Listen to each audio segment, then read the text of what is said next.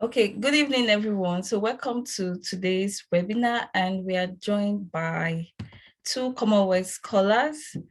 One is Annette, who got the Commonwealth Shared Scholarship in 2020, and she also got the Commonwealth Scholarship for her PhD, but she turned that down for the Cancer Research Scholarship in the UK. So you're definitely going to hear from people who have won the scholarship, and also Chidima Akanikoro, who is studying in Cambridge. You know, it's not easy to study in Cambridge. So we have these powerful scholars in the house this evening to answer your question and to give you guide on the essays.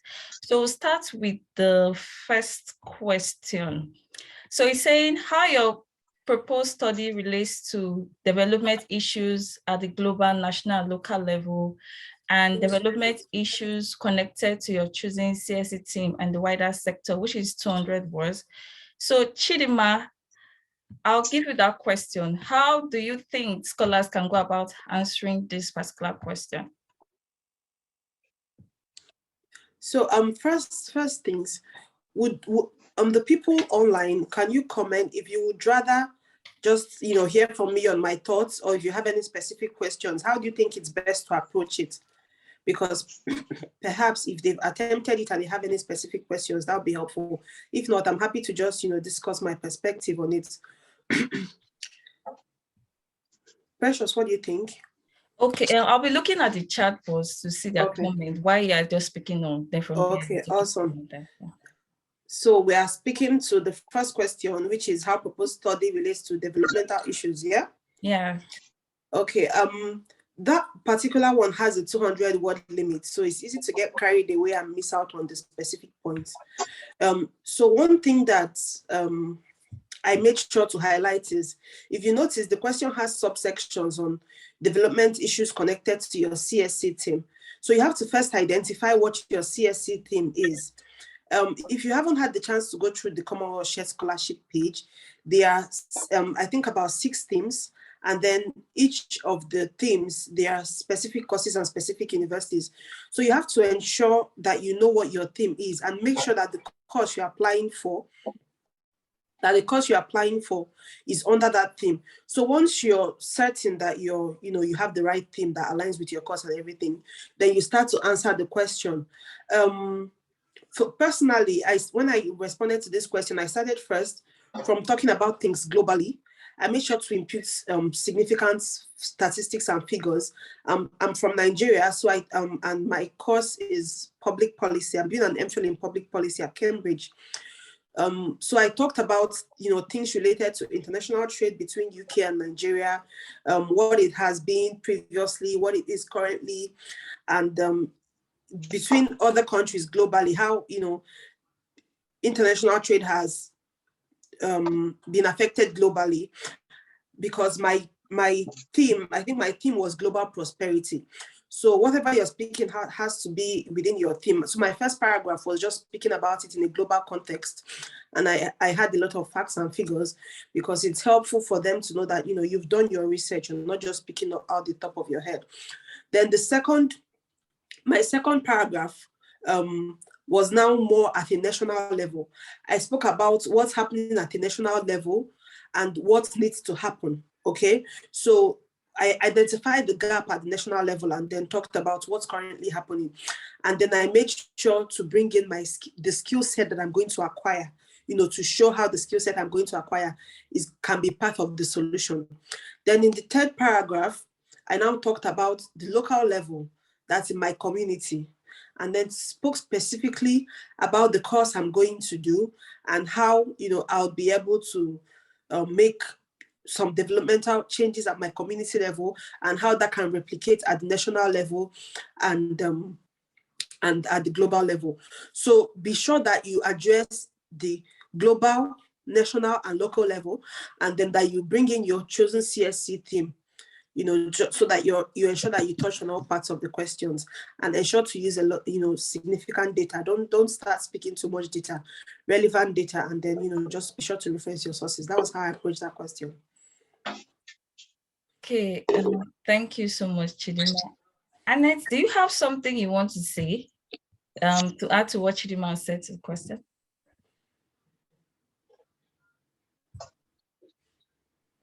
Annette, you're muted. Unmute. Okay.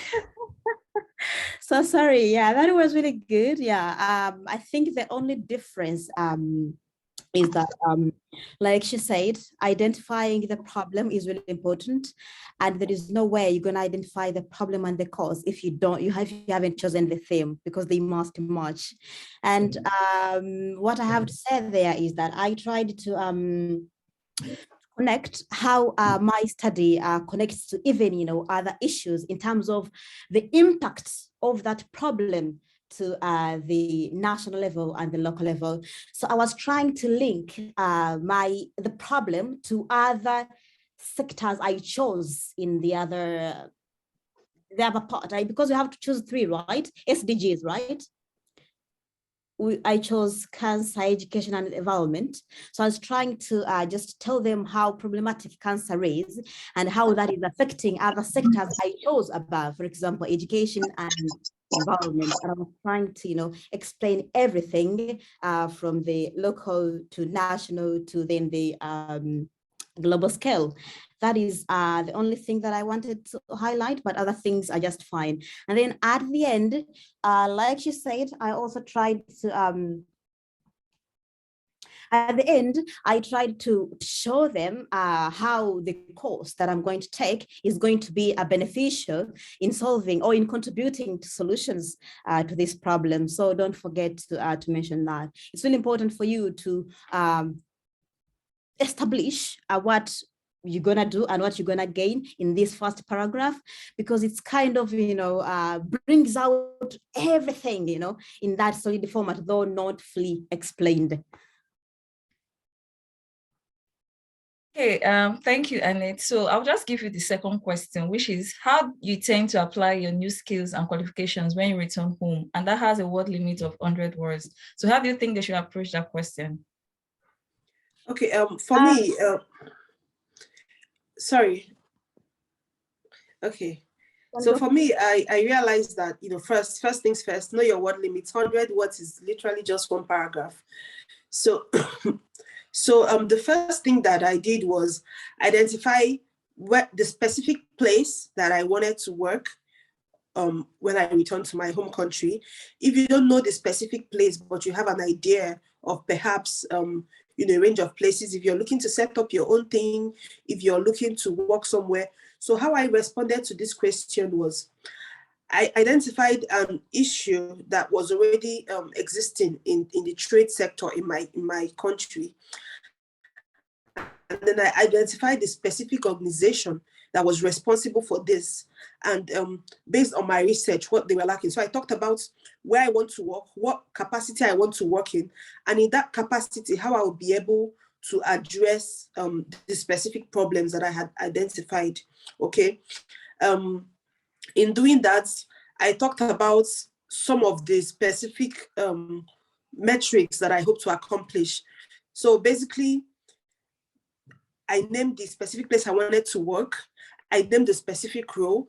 I talked about the things that I was going to do to identify, to address an identified problem. And then I talked a little bit about some sort of metrics that I'm going to be guided by. So just really quick, 100 words, one paragraph. Okay, Annette, do you want to say something to that? From where I'm standing, basing on the question, what I understood was to first identify the skills you need. You might have something in mind you want to do, but knowing what kind of skills you need is very important. And then once you identify those, you look at the course and see, can the course give me these skills? And once you get those skills, what can you do with those skills regarding what you're going to promise, in those next sections, whatever you're going to promise to do in the future?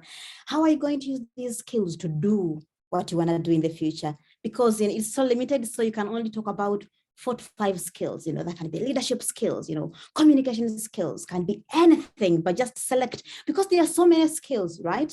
Just select the most important ones and then tell them how you're going to use those skills, to achieve your goals. You'll be talking about much in the next sections. Okay, thank you. So, and then the third question is, what do you expect will change in development terms following your studies, including, so that has 3 segments. The A part is the outcomes that you aim to achieve, the B part, the time frame for the implementation, and C, who the beneficiaries will be. So Chidima, I will direct that question to you. So how did you go about that question? Okay. Is it okay if I first respond to a specific question in the chat first? Please do. Okay, so someone was asking if I applied to Cambridge at the same time as applying to the scholarship. So it depends on the course you're looking to apply for and the deadline. Okay, so when I applied, I think my specific course, the application deadline for those who wanted scholarship was 1st of December. But those who could afford to be self-funded had up until April or March, I'm not sure when. So because I wanted a scholarship, I made sure to submit my Cambridge application by 1st of December. And then I had also applied for some scholarships, such as maybe Chevening, Commonwealth Masters and all, that had the deadline of 1st of November.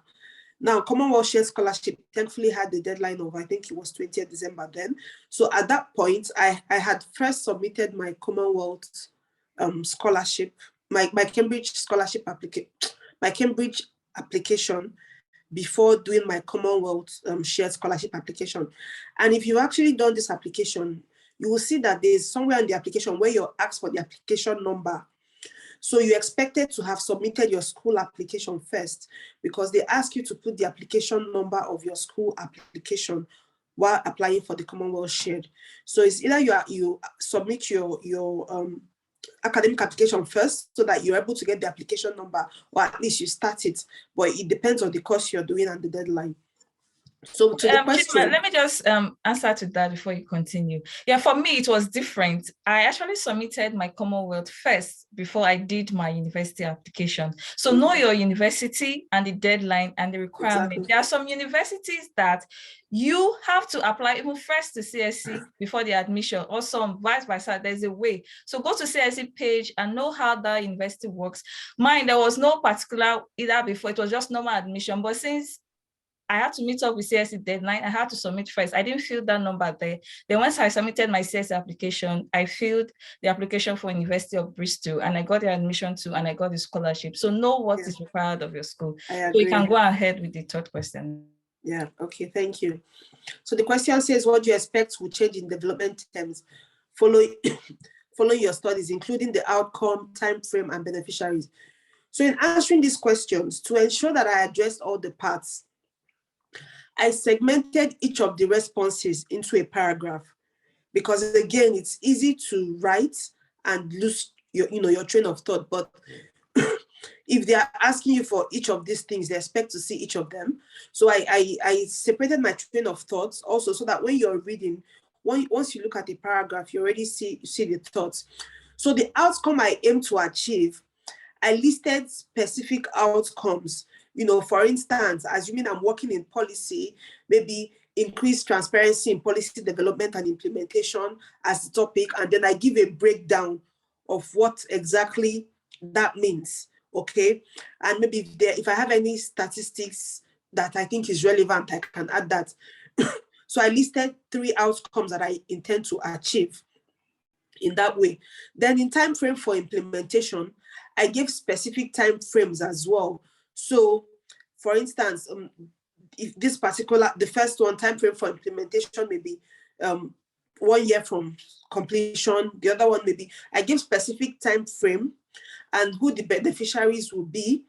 I also gave beneficiaries for each of my outcomes. So it depends really on how you approach the question. Because I wanted to separate my train of thought and for it to be easily seen, I gave several different outcomes, 3 outcomes, and listed the time frame of each of the outcomes, and I listed beneficiaries for each of the outcomes. And I ensured that the outcome that I was speaking to, that there was some sort of evaluation, and there was also some sort of data that would also show what the current situation is and what the new situation will be after I have supposedly done what I'm supposed to do. So that's how I approached that. Thank you. So Annette, do you have something to say? Because I know you filled this application twice, once for University of Oxford, and then again for your PhD, which you turned down. So how did you go about this question? Do you want to add to what Chidima said? Not really. Yeah, not really. Honestly, that's how you should do it. Like she said, make sure that you answer all the parts, because you can easily forget and leave out one part because you're running out of words and you're like, oh, this is important, I should include it. Be careful, make sure that everything here is answered. What I can add in there is you don't have to overthink about these questions, because they are in a sequence. So what I basically do, or what I did when I applied for these scholarships, I looked at question 2. In question 2, we had mentioned the skills and how you're going to apply them. And then I looked at what I expect, or the fruits of, those things. And then that's what I wrote down in question number 3.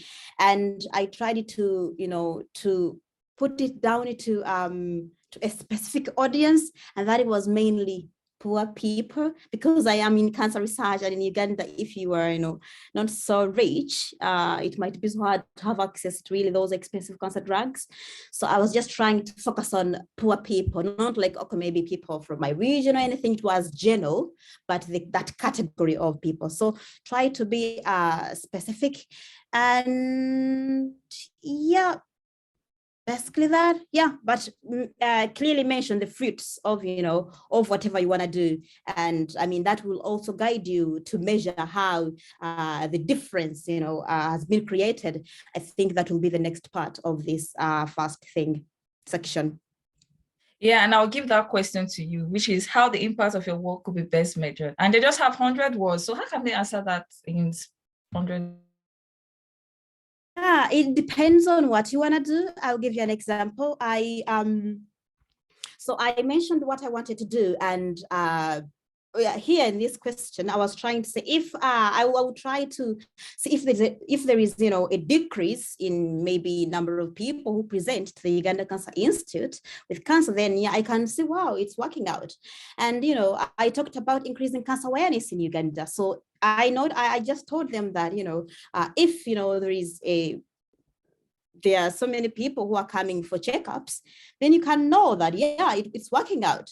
And then I also talked about, introducing, early cancer detection projects, giving these questionnaires to people, participants, to get feedback, is one of the ways you can know that, it's working out or not. So there are so many ways you can know how the things are going, because that enables you to know the gaps to fill or the things to change in your model.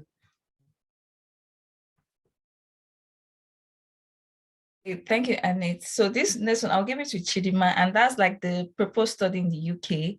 And it says, provide a short outline of your proposed study/research. So this should be written for an audience that does not have any prior knowledge of the subject. You must not be overly technical. Any abbreviation or specialist term must be explained. Study outline. And you just have 125 words. Chidima, how should they answer this question? So in responding to this question, I specifically went to the website of the course I was going to do, and I had 2 paragraphs. The first paragraph, I paraphrased some of what they are doing, because basically they want to have an outline of your study and research here. So it makes sense that you speak to the core courses that you're doing, following as it is, like from the website. So I talked about that, like my study, whether it will be taught or it will be research. I discussed the core areas. I mentioned the core areas. And then inside the core areas, I mentioned what the focus of some of them was going to be. I talked about an internship that was also part of it. And then towards the end of the program, I talked about an independent research, and then specifically what my research topic would be. So I really answered this question from the description, from the course breakdown on the website.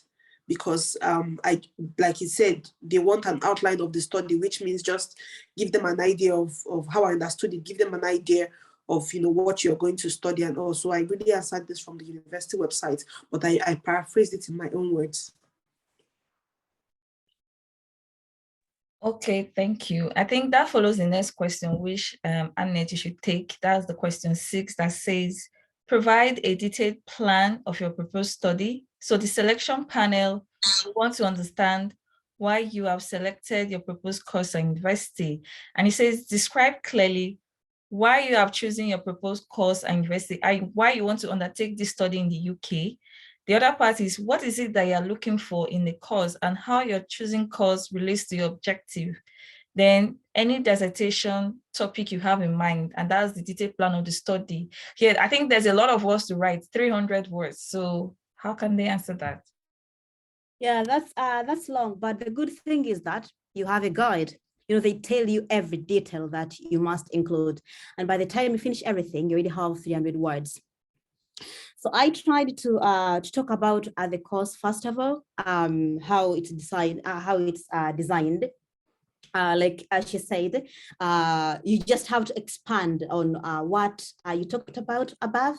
Then you talk about all the good things about the course and how important that design is. How does that design suit you to better understand your field, and what are other things, for example, diversity, how important is diversity is to you? What other things you can learn from the course to help you achieve your goal?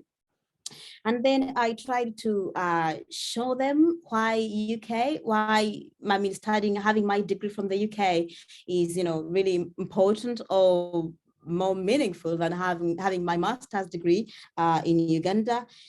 And then, yeah, basically that. When I was applying for my master's, I did not talk about any dissertation project. I didn't, because I was such a young baby and I didn't know anything about dissertations. And I mean, on my course, I looked at the course, we didn't have to select dissertations. So I didn't have anything in mind. It was so general that I just focused on, on the course, how it's designed, what I aim to obtain, what I aim to acquire, both, in class-wise and outside class. Because I mentioned that it's also important to learn things that are transferable, to your country from the UK outside your class. And I gave them an example. Yeah, for those who haven't read, or not reading actually, but watching my study outline, I read it, I think yesterday, it's on my YouTube channel. You can see how I wrote that. But I tried to just be like, what can I gain from class? What can I gain outside of class? And is there anything, that I can, do, or that I can copy and, do, in my community? Because let's be honest, we are studying, but what we study in most cases takes a long time to be implemented in our policies. But if you learn something outside class, that can be easily implemented. So I try to focus so much on that. Nothing mentioned about dissertations, I'll be honest with you. No, Annette, I think you're lucky. I want to advise, like, people shouldn't mention dissertation. Like, even though you don't have to have like a specific topic, but like what I did, I didn't put a specific topic, but I said I have dissertation interest in poverty, maybe development. So I just gave a broad, not a particular topic. Chidima, what do you think about that? On the contrary, I had a very clear idea of what I was going to do with my dissertation. Just to speak generally about how I approach this question.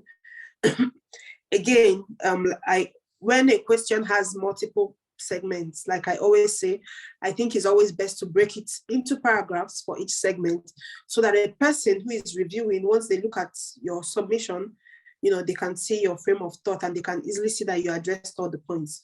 So I broke mine into 3 paragraphs, since the question had 3 stubs. The first paragraph, I first started with giving an intro of my experience, okay? And based on my experience, how my experience has pushed me towards the course that I'm desiring to do, okay? How it has sort of influenced that, rather. Then I mentioned the course that I wanted to do, and I stated why I wanted to do the course. I talked about the capacity gap that I'm seeing in my country based on that course. And then I specifically spoke about why UK is good for that. For instance, I'm doing public policy. I talked about UK having comparative advantage in trade sectors like regulatory reforms, and UK being strategically positioned to partner with several countries, including Commonwealth countries, through their global trade program. So it's good if you go through and you can find specific things relevant to your course that make UK a choice location, okay? Then after that, I started speaking to what I was looking for in a course.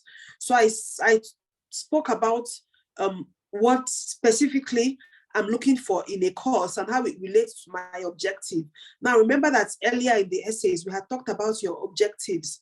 So I'm now speaking about how this course would help me achieve my objectives. So I spoke to it in terms of the quality, the content of the course itself, the alumni, the alumni programs that they have, or the network, the alumni network, the strength of the alumni network. I talked about it in terms of just a lot of things inherent in the course, and also maybe the internship program, how it was going to help me get some industry experience in an internationally structured environment. So it depends again on the course you're doing. And then in the third paragraph, I spoke about my proposed dissertation. I gave a specific topic that I was looking to work on. And then I also just briefly mentioned what influenced the choice of topic. Okay, wow, that's interesting. You had a good time with your application. Okay, so I'll go to the next aspect, which is the career plan. And it's saying that the selection panel will want to understand how your proposed study will assist you in your career. So describe the skills that you expect to gain from this scholarship and your career plan once you return home afterward. So Annette, I want you to take the question 7, which is the objectives during the award. So how can they go about that question? And they have 250 words to answer. Okay, objectives during the award.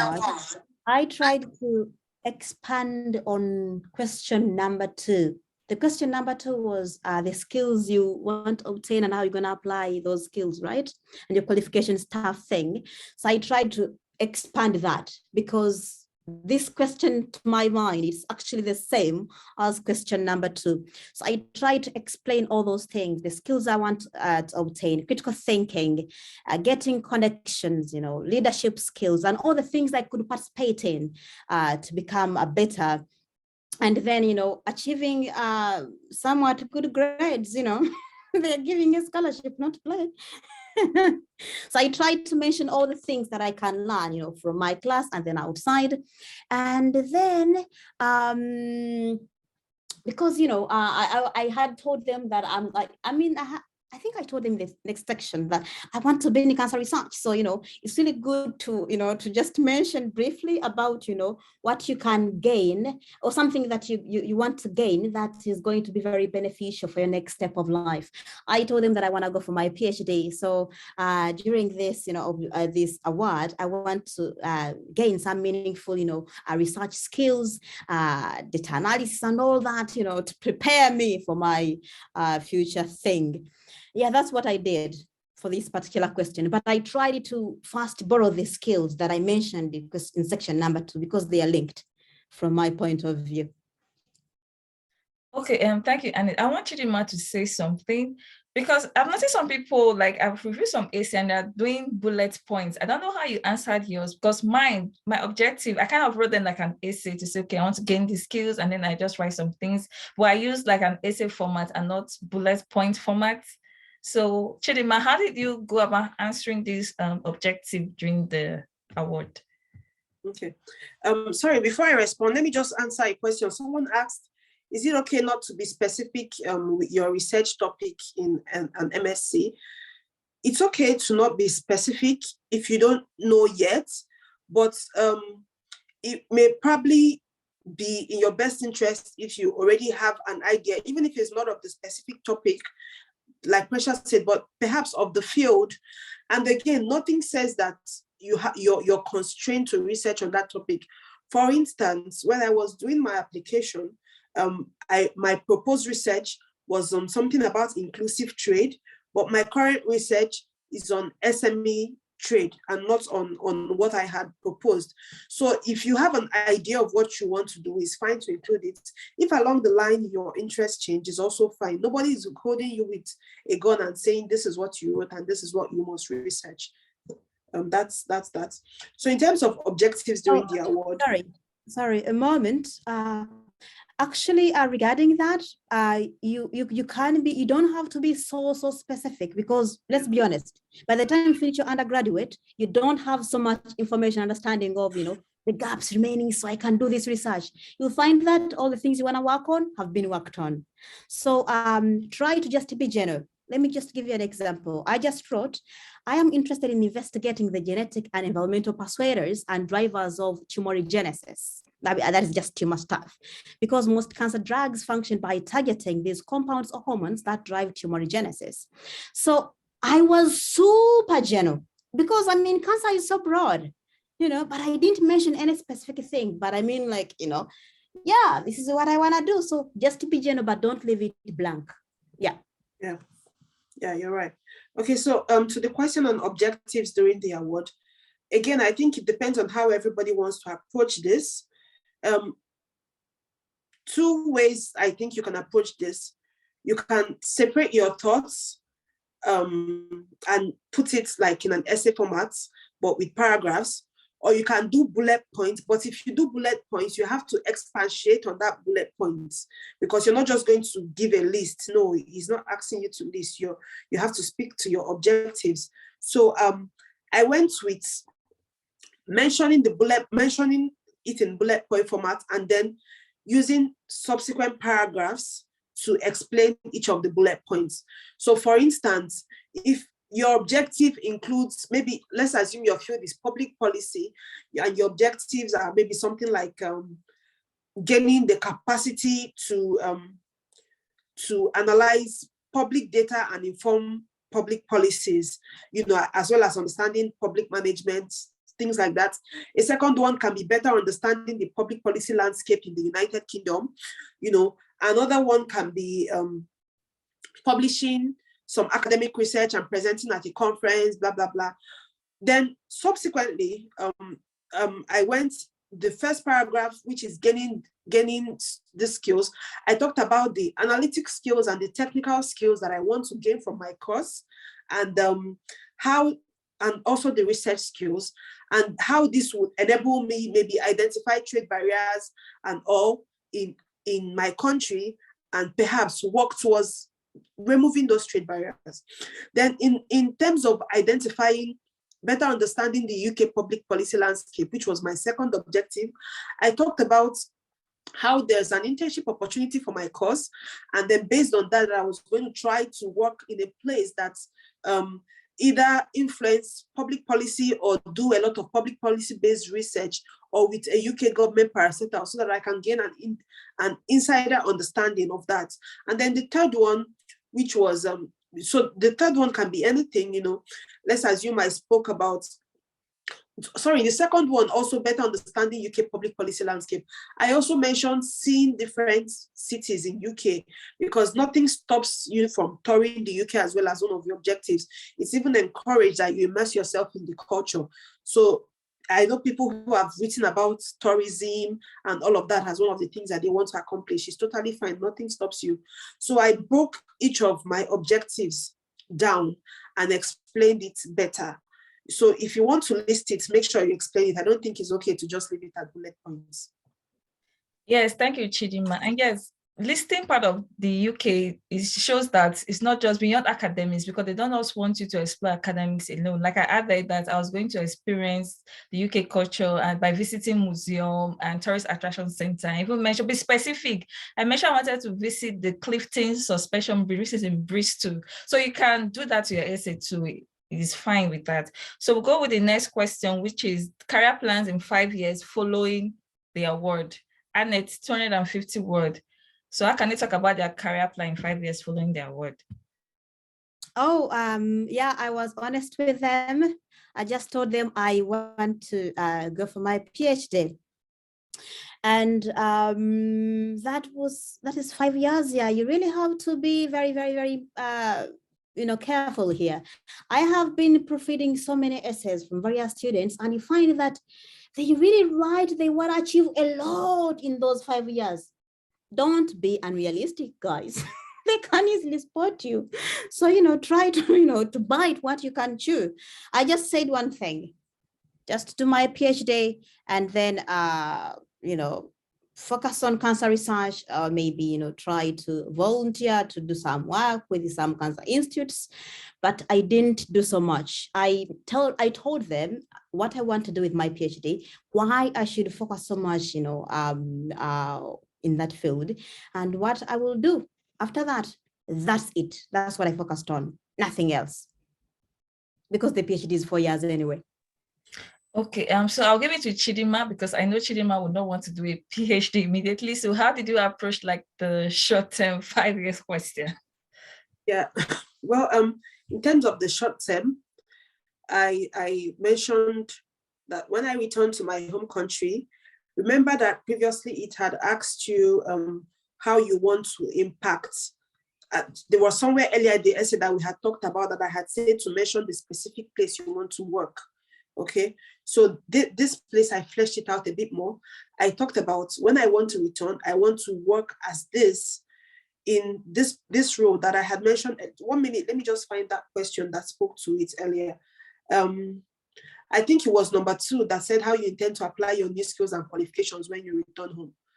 So I think that these 2 questions are linked because there I had spoken about where I wanted to work when I return home and in what capacity.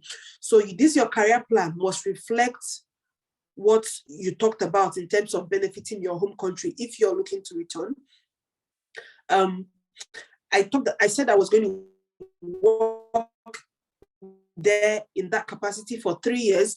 And while I was there, I talked about things I would want to focus on if given the opportunity to choose, what projects to work on or to develop my own projects. I talked about it, and I specifically spoke about why that parastatal is relevant for the development of my home country.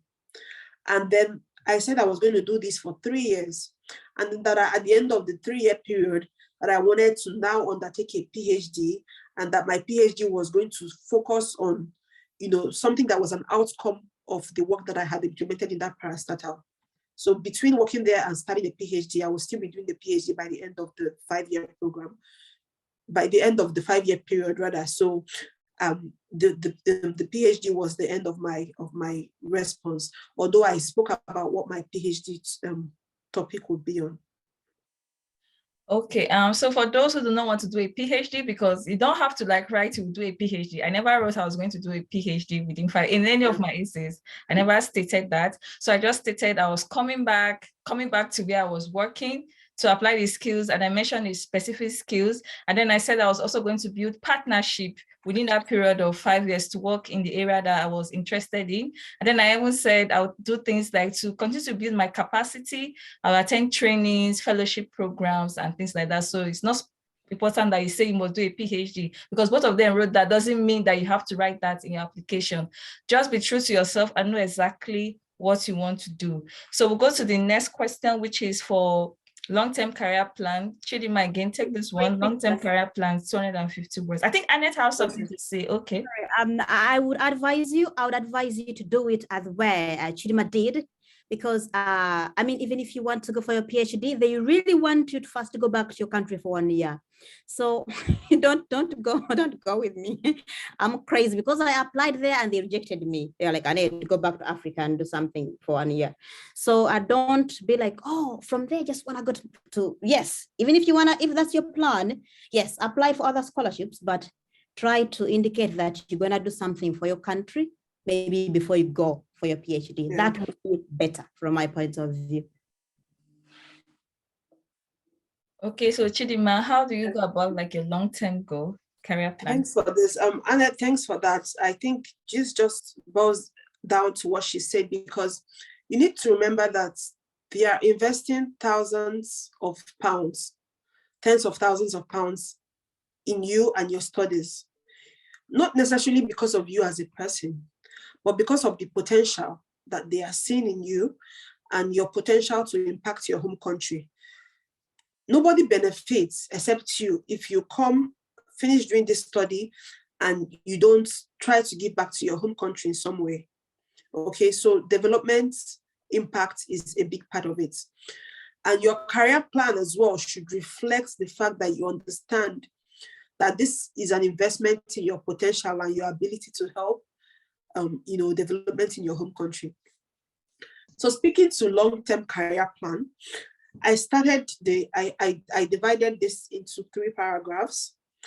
I started by giving a holistic perspective. Let's say, for instance, you want to someday be maybe a minister in your home country. You can start with something like, maybe I aspire to someday be this, okay? And these are these credentials that I need to get here. So how will I go about achieving these credentials, and what will me being in this position mean for my home country? Okay, then the next paragraph can talk about a little bit about your immediate plan, just a little bit about what you mentioned in the 5-year plan, but don't focus on that because you already dwelt on it.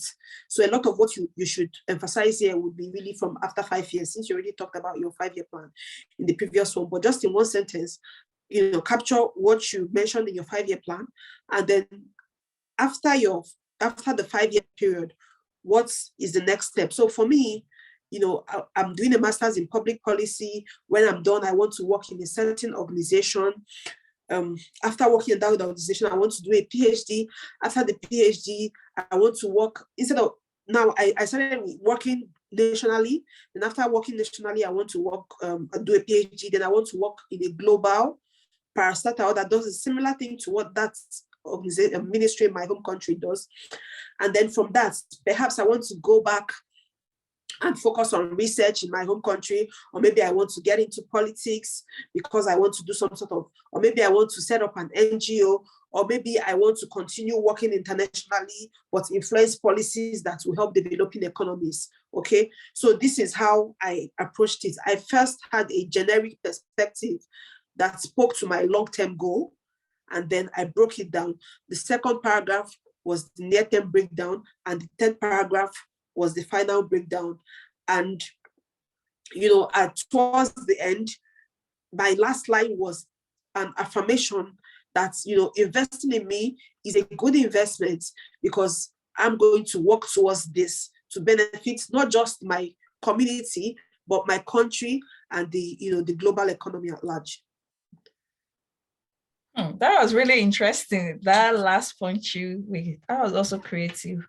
Okay, so we'll go to the next one, which is the personal statement. And it says, summarize the ways in which your personal background has encouraged you to want to make an impact in your home country. You should indicate areas in which you have already contributed, such as having overcome any personal or community barriers to higher education. And this how 500 was. So Annette, how did you answer your personal statement? How did you go about that section? Oh, for that, it was just like the general personal statement, like the one you submit to the university. Though Chidima tried to mention why she chose that course, and that she decided to put that information in the study outline, detailed plan. I tried to remove that information and I put it under the personal statement because I noticed that I would repeat myself so much. So I just, tried to go back to my history, telling them my stories. I lost relatives. Now I want to do this, all those things. And then I tried to show them what I've done before. But I noticed that if I put everything I've done in terms of a voluntary staff, then I won't have anything to talk about in the next section. So I tried to scrap that information from there and I put it in the next section. And for the personal statement, I ended up just talking about what I want to do, what I have achieved. I mean, what skills do I have now? What's lacking? What do I need? And yeah, if I get this master's degree, then I will be able to achieve what I want to do. That's the arrangement I went with. Yeah. if I remember well. Okay, I want you to the inducers of why you really want to study this. That can be linked to either your personal story or your experience, maybe from an internship or from your job or from anything, your society. It might not necessarily be linked to you, maybe to somebody else, your friend, but that thing that has, increased the drive for you, within you to do that course. Yeah, that's what I wrote. Okay, I want Chidinma to say something, because most people under this section, they're thinking they have to relate it to say, okay, maybe they have personal struggles or they're from poor homes or something. Do you think this is how, or how did you answer this personal statement section? Okay. Someone just asked in the chat if our universities mandated IELTS. Yes, my university, Cambridge, mandated IELTS for people from certain countries. Although there were some possible waivers. I don't think I saw any waivers from Cambridge, but some universities, you can, if you are able to get a letter from your institution saying, oh, the standard of teaching was English, the language of instruction was English, they will be able to give you a waiver. But I personally opted to write the IELTS because I feel that my odds were better because I did very well in IELTS. I got an 8.5. So I felt like it improved my chances, like it was a good look for me. So I opted to write the IELTS. But there are some universities that don't require it. And then there are some that even if they require it, that you can get a letter of exemption, a letter from your school. But for Cambridge, if you're from Nigeria or from African countries, from some African countries, they do require it. Now to personal statements. I need you to remember that in this personal statement, it says ways in which your background encouraged you to make an impact. Okay. Indicate areas you have already contributed if you have overcome any personal or community barriers in higher education. So if you have any challenges, if you think that your background is a disadvantaged background, it's okay to say it. And it's not just, oh, you're from a disadvantaged background. No. If you're from a disadvantaged background and you did something extraordinary to pull yourself out, then you need to speak to it. So personally, I spoke to my background. I lost my father when I was 14. I started doing business when I was in school. I started small businesses, making beads and all of that. Okay. For some part of my schooling, I took care of a good portion of some of my personal expenses and things related to that. I talked about the ways that I was combining business with school and I still managed to do well in school. I talked about the challenges that my mom had raising 5 children as a widow and in a job that was not a very lucrative job. And I talked about certain personal challenges that I faced. And then, how I started from doing these businesses, from doing my business at a small scale. I always knew I wanted to, help others, bring others who were in similar situations out. How I went for NYSC, and while in my NYSC camp, I applied for UWIN and won 6 million naira from Goodluck Jonathan's government. How I used that to make my business much bigger, employ people, ran the business for a number of years, sold it, and then went to do an MBA. Doing the MBA, I found out that I necessarily wanted to do this. Then I went to go and work with US government. And then now after working with US government, I think that the next logical step is a master's in public policy, and that this master's is going to help me do this. So I made them come on my life's journey with me.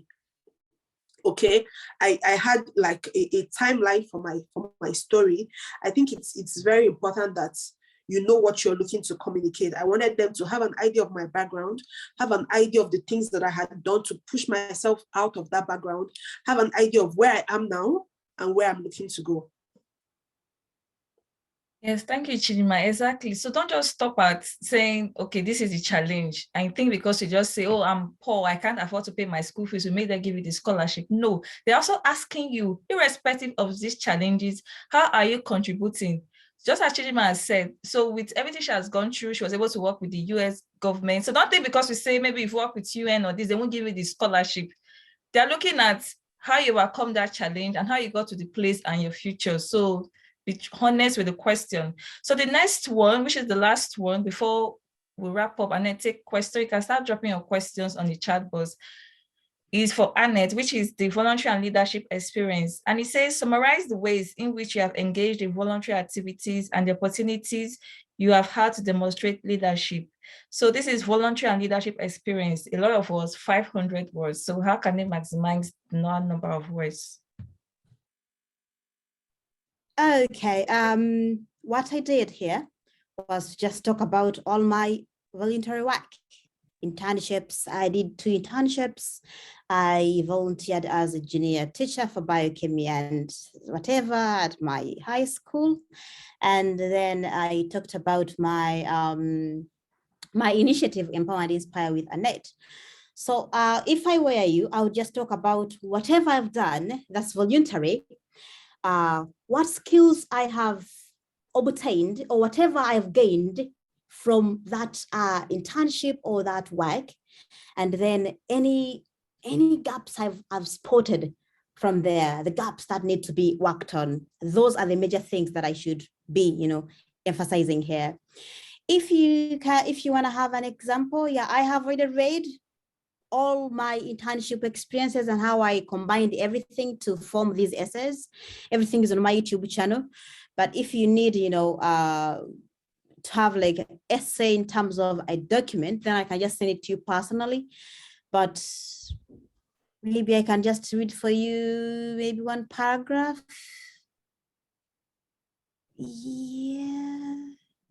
Okay, so there is this one paragraph about my internship in Rwanda where I wrote, I got a chance to intern with Partners in Health at Butaro Cancer Center of Excellence in Rwanda in 2019. Here I further learned about cancer care and treatment and participated in their breast cancer early detection project that aimed at lessening the late stage breast cancer presentations at the Butaro Hospital. I witnessed the effectiveness of this activity, which boosted my urge to introduce it to Uganda in the future. However, I need to first strengthen my academic skills in cancer so that I become a recognized and a knowledgeable leader who can collaborate with healthcare providing organizations in Uganda and outside. So I was just telling them what they did, what I observed, what I gained, what I noticed, which is really good or something transferable to my country and all that. So that's what I would focus on. I don't have anything specific. And then I talked about my initiative because this is voluntary, what I've done so far, how many schools I've visited, how many schools I have, donated things to, and what I've donated specifically. You guys, sometimes you tend to undermine your activities, but please do not. If you have attended anything and you have maybe organized, you've organized the conference, you've organized anything, that's voluntary work. Include it in here. It makes sense for you. You'll be like, oh, this is small. They want somebody who has worked with UN. No, I don't even know how UN looks like. I don't know it. But I only do these small things. People will be like, oh, she can do something. Let's give her the scholarship. So don't undermine your activities. Put in everything you do, but just, make sure they do make sense. Arrange them in the way. I mean, writing is hard, but, guys, try your best. Yeah, thank you. Chidima, do you want to add to that before we start taking questions? How did you answer that part on leadership and voluntary experience? Yeah. So I went about mine a bit differently. I tried to look at different places that I've had the opportunity for leadership, okay? So I spoke about leadership in the academic setting because we've all gone through school. So in my undergraduate days, did I have an opportunity for leadership?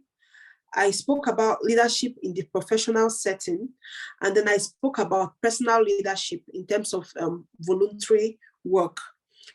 Okay, so in this paragraph, I first started it with a quote. I started with, I'm a strong believer in the saying that leadership is an action and not a position, and I have exemplified this in different capacities. Then I started to talk about the different capacities that I have exemplified the fact that leadership is an action and not a position. In my undergraduate days, I was the faculty vice president for my faculty. I talked about an initiative that I undertook as the faculty vice president and the outcome. During my MBA studies at the Lagos Business School, I was the president of a Toastmasters club. I talked about an initiative I undertook and the outcome. Working with the US Commercial Service Division. Okay, I served as a project manager on a project. I talked about this initiative in the way that I could, and I talked about the outcome. Now I'm an employee here, so I don't really have all of the oversight. So that is also recognized in what I spoke about. Then in my personal capacity, I talked about personal initiatives that I took during the COVID lockdown to ensure that some people who were, disadvantaged in my community were not so affected by the COVID. And then I also talked about an internship experience I've also had, and my ability to take initiative, and to be goal-oriented and make impact with that internship. So I approached it from different perspectives, in the academic field, in the professional field, in the personal field, volunteer experience. Okay, thank you, Chidima. So we'll start taking questions. So some people are asking, so the recording will be on my YouTube channel and I'll drop the link. So subscribe and follow. Also follow Annette, so she also makes interesting videos. Someone is asking, saying, I am interested. For some people, there are some people who are applying for these scholarships, but you have never worked before. So you don't really have any so they've changed that. You're not allowed to apply for the scholarship if you don't have 2 years work experience. Oh, they've changed that? Yes, you must have 2 years work experience before you can apply. Oh, okay. Yeah. Well, when I applied, I didn't have any work experience because I joined it right away from my undergraduate. So I was just like a bitch. Sorry about that. Annette, you are very lucky during your time. And it's just 2 years ago. They just changed the rules anytime. So somebody is saying, I'm interested in sexual and reproductive health, which is a sector of public health. Can my essays focus on sexual and reproductive health when I'm applying to public health programs? So of course, but your essay can focus on anything that you want your essay to focus on. Once you've correctly identified, it's a part of public health. But you have to, in these conversations, rather than going straight into public health, it helps if you first give an overview from the public health perspective, and then you narrow it down to the sexual and reproductive health perspective. Okay, Annette, do you think that's the way it should also go? How would you suggest? Sorry, what was the question?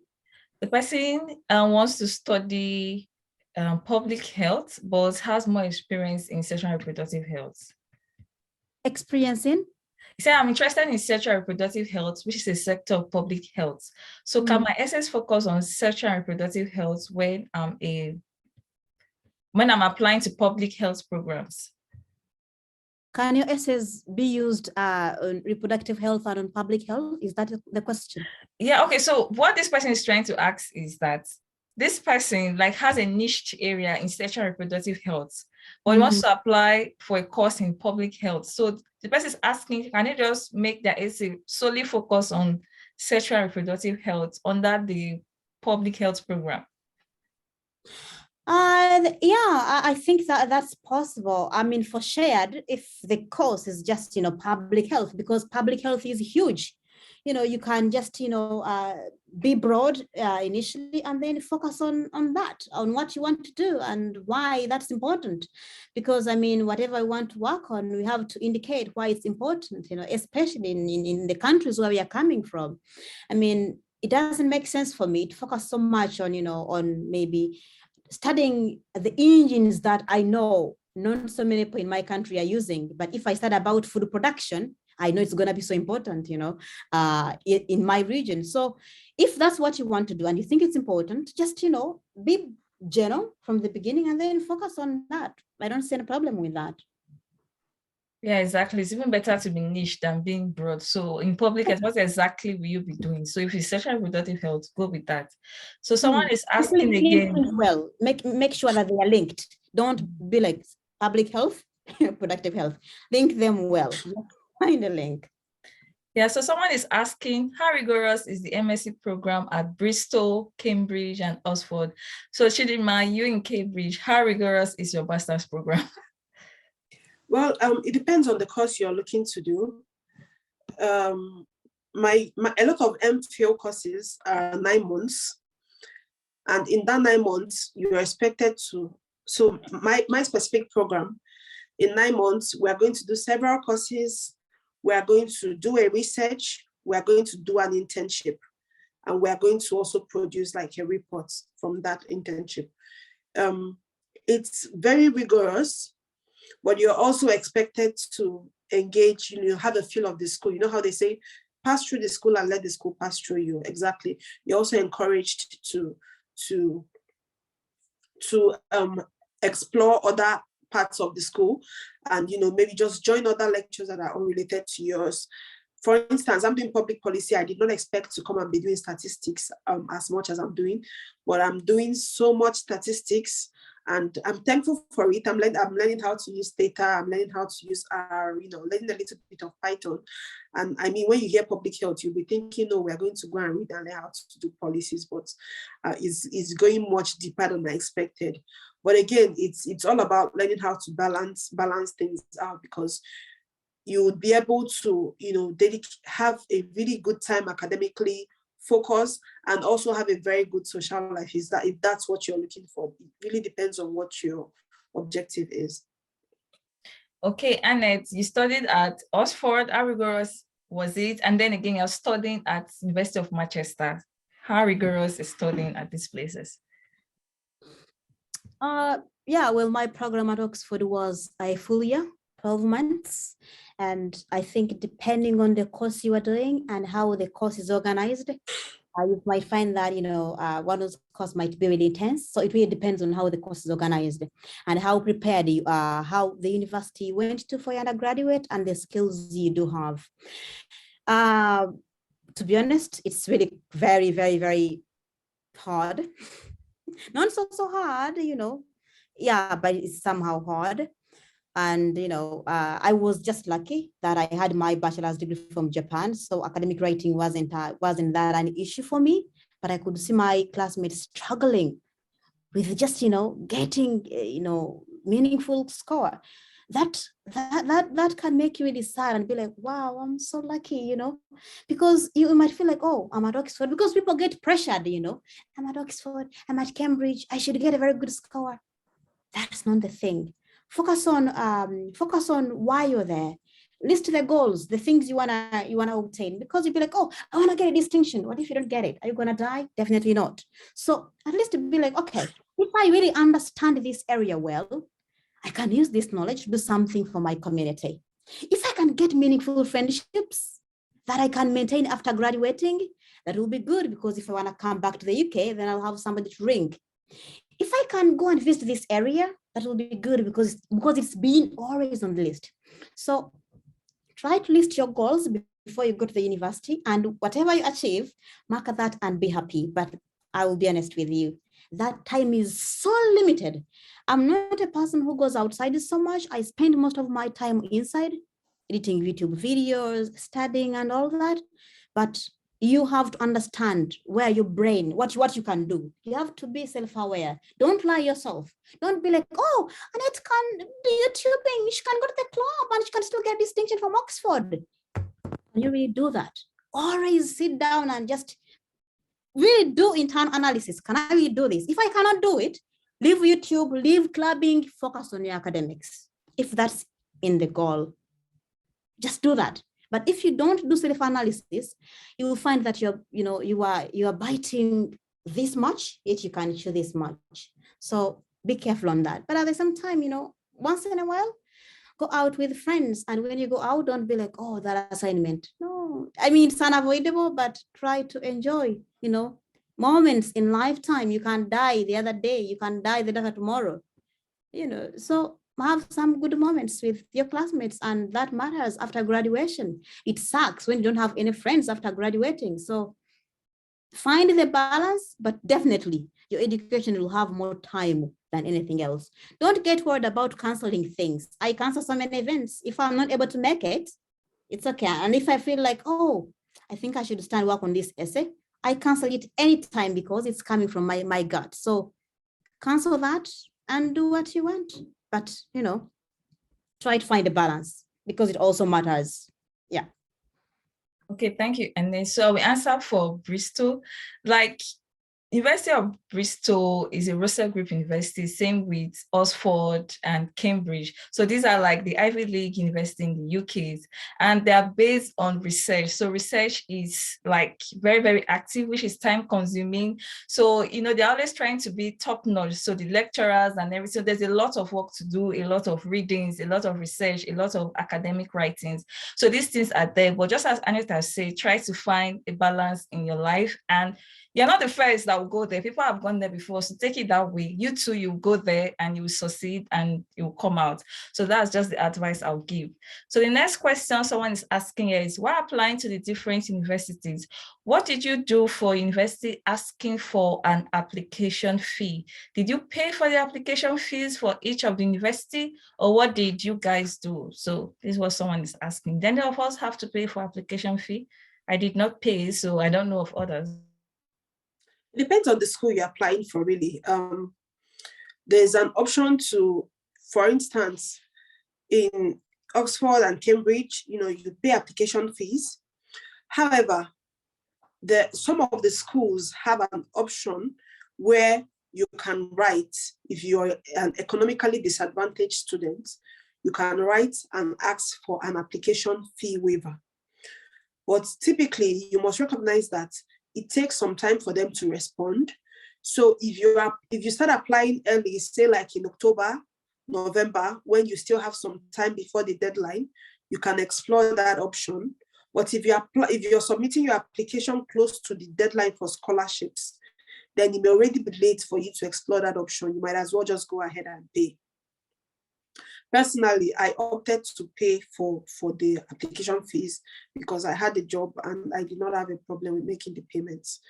But if, for instance, you're coming from, say, a country like Nigeria, where it's difficult to make FX transactions, you don't have a domiciliary account, you're economically disadvantaged, you can write an email. A lot of the schools on the application portal, they have options for you they have somewhere you can reach out to send the email, and then they will give you a waiver. It does not affect the outcome of your application. Okay, thank you, Chidima. Someone else is also asking, can I use national ID card in the absence of international passport? During the application, they ask for your passport. So can someone waive it with their national ID card? So it depends on your nationality. If you're from an European country, like from EU, and you're applying to UK, perhaps in the initial time, you can use that until you get your international passport. If you're from an African country, or let's assume you're from Nigeria, and you don't have your passport yet, I suggest that you still go ahead to make your application. You can just send an email letting them know that your passport is in process and send proof. If you get the admission, you would need to provide your passport before they can give you, a CAS, because it needs to have your passport number, which you would use, to submit for your visa processing and all. So even if what you just have now is your national ID card, you can go ahead with the application, send them an email notifying them, and send proof that you have started the passport application. But just to confirm, I think this is a question that is best responded to from the school, because it will vary on a case-by-case basis. Thank you. So Anne, someone is asking that this question on how do I link the global challenge to the CSC team? For example, how to link housing challenges to science and technology. What would you say about that? How to link? I think this person wants to apply for, the person's theme is on science and challenge, and the person is asking, how do I link the global challenge to the CSC team? For example, how to link housing challenges to science and technology. Housing challenges? Yeah, to science and technology. Oh, in that case, maybe you can include something like housing challenges. It's like unplanned housing or something like that. If that's what you want to address, is maybe you can talk about planning using some what are they called? They are called simulations. There are various simulations that you can do. That course is under urban planning, not urban necessarily, but any area planning. Yeah, so that can fit there, and that's science. You need some models that can enable you to predict what might be the challenges or the effects of having this story building here, what might be the effect of having the arrangement of the houses in this format, and something like that. Yeah, that's what I would say. I would try to just see what is the science in there and just see how how that can be used. I'm not sure if I'm answering the question though. Yeah, I think I get what you're explaining, and just to expatiate from something you said gave me an idea. I think the first thing would be to identify some global challenges that are related to housing. Off the top of my head, two that I can easily think of are, number one, the energy crisis, and then number two, flooding. Okay, so with what Annette just said, she just talked about planning. It's possible that the way that some houses are constructed or the way it's been implemented, is exacerbating the flooding situation. It's making flooding worse. So perhaps with better technology, more planning can be put in place in a way that controls flooding.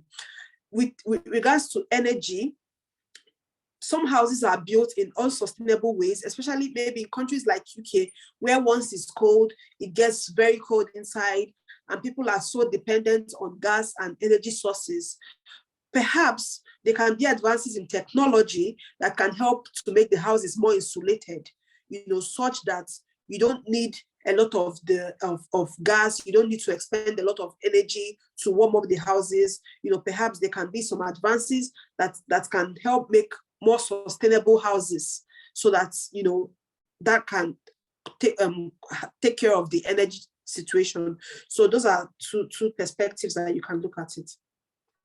Okay, thank you, Chidinma. Someone is asking again, I want to switch fields for my CSA application. Is it advisable to do so?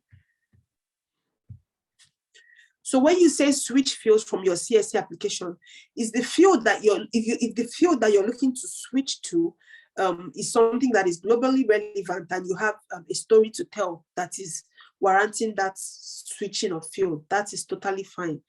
For instance, I mean, yes, I did work in a with a government setting, but not necessarily in public policy. For instance, if you're switching to IT, or if it will help to know what you're switching from and what you're switching to be able to better advise you. So if you can put that in the chat. But if you're switching to something like IT is relevant in every field right now, okay? And it's literally helping to make things better. If you're switching to health, it can be that there's a global health crisis, or the COVID pandemic disproportionately affected you, and you had an eureka moment where you realize that you can be doing so much more. So once there's a story that you can tell that makes sense, that can also link from how your previous experience and how your previous education has inspired this new field, that's totally fine. Nobody's mandating you to continue on any path. Just have a good reason and a good story to tell. Okay, thank you. I'll just say to that, like me, for my bachelor's degree, I have a science degree, but right now my master's, I'm doing something in social science. So you can switch fields if you want to, but you have to justify why, after studying this particular thing, you now want to study something else. So just as Chidinma said, maybe you have a personal story or experience to back that or put that down, and then go on along with your application. They will give you the scholarship if you can justify that. So Annette, someone is saying, sorry, moment. I just wanted to add something there. Let's be honest, if you're going to switch fields, make sure that you've taken some time to have an idea of what that field is about, or you've taken maybe 1 year, or maybe 3 months online course or something. It's really important. If you don't, let's be honest, it will be so hard for you. I was doing my master's degree in biology, but the thing is that it was so hard, but I was just imagining if a person who didn't have biology background was on this, how would they do it? So before you can change, but try to also invest so much time understanding the basics of that course before you apply for it. Because some courses you might have interviews and they might ask you basic things, but you might fail to answer them. Okay, thank you for that advice. Someone is saying, I have a Master of Public Health. I would like to proceed for a PhD. How do I go about that? Annette, you are doing PhD, so. It depends on where you want to apply to, because in the UK, what I'm aware of is most PhD programs, the projects are advertised. If you can just go to this website called phdfinder.com, there are always projects that are advertised. But I have not tried looking for projects, that are not in maybe medical science related or projects outside cancer, but definitely there are all those projects. And I'm very sure public health is under healthy sciences. So if you can just, go to a specific university and go under this specific department and check how their PhD programs are run and check if they advertise projects or not. And if they don't advertise projects, in that case, you might have to write a proposal, the thing that I hate the most. Because it's so hard to think, because you're not in academia, you don't know what's lacking. You know what you want to work on, but you don't really exactly know what's lacking because you don't know many articles that are being published every single day about that field. So having the supervisor writing the proposal for you is way, way, way, way easier. So if you can look for universities where projects are advertised, instead of you writing a proposal, I would advise you to go for that. But it also doesn't hurt if you write your proposal, because your supervisor, if they're really good enough, they'll always be there for you to guide you. So check for that out, and also as well think about funding. Some projects are there, but not all of them are fully funded. And I wouldn't advise you to do any PhD which is not fully funded unless you're a rich bitch. Go for that, but if not that, please do not, because it's so stressful, so stressful. Yeah, I think that's what I can say. But first check if the proposal is written by you or your supervisor, and then identify the supervisors you want to work with. I have to be honest with you, you're gonna be contacting various supervisors and you won't get responses. Don't feel so sad. It's absolutely normal.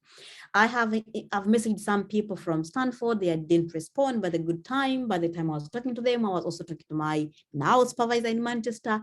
So, just talk to various supervisors from different areas. Whoever responds, you go with that. But you'll be like, oh, they don't respond. It's okay. It's normal. It doesn't hurt. Just keep on looking for these projects. Okay, thank you. And then the last question before we wrap up, someone is saying, can my personal statements I use when applying to individual universities be different from my personal statement on the CSC website? For example, having different supervisors and research interests on the two ACEs. Chidima? Yeah, you don't have to speak about your supervisor, to the best of my knowledge, in your CSC application. So rather than give contradicting information, I would rather leave it out, especially in the shared scholarship, because you remember that the shared scholarship is the school that is selecting you, and then you'll be vetted by Commonwealth. But if it's the master scholarship, where it's the country that's selecting you, then that may be fine. But if it's the school and you're writing two different things in your personal statements, that may raise red flags, because of course they would read your essay from the CSC, and you don't know for a fact whether or not they would read your application to the school, because it's the shared scholarship and it's the school that is selecting you. Since CSC does not mandate you to speak about your supervisor, you can leave it out. Your research interest, rather than coming to be rather than being too specific and giving contradictory information, how about just be wider so that you don't contradict yourself? Again, if it's the shared scholarship, I think that to be on the safe side, you don't know whether they would also read that. And if you're providing contradictory information in such a short time difference, it may seem like you're not sure of what you want. That would be my perspective. Yes, and if the person means like applying across different thematic area, yes, you can apply across different thematic area, but don't ever use the same essay you use for one university. You copy the same thing and paste it in the other university. Someone that made a mistake was applying to Manchester, and then the essay the person used for Oxford, just copy and paste. Imagine Manchester seeing Oxford, they would think, this person was not even careful enough to edit. And besides, Oxford and Manchester, even though it's the same course, the models might not be the same. The name of the lecturer will not be the same. So don't copy the same. Even though you want to apply to different places, try to tweak your essay to suit that university application. So any last words before we wrap up? Because I can't see any more questions. Chidima, you're muted. Sorry. I think here that the most important thing is to be original. As much as we've all given you, our tips and what worked for us, you must remember that what we've shared is only our perspective. We are not the ones who are grading the essays. We've only shared what worked for us. What worked for us may be different from what worked for you. It may be the same, but I encourage you to be original. Don't fine-tune anybody's story, even if you get specific sample essays. Don't try to copy anybody's essay. Be original. Then secondly, the quality of your references matter.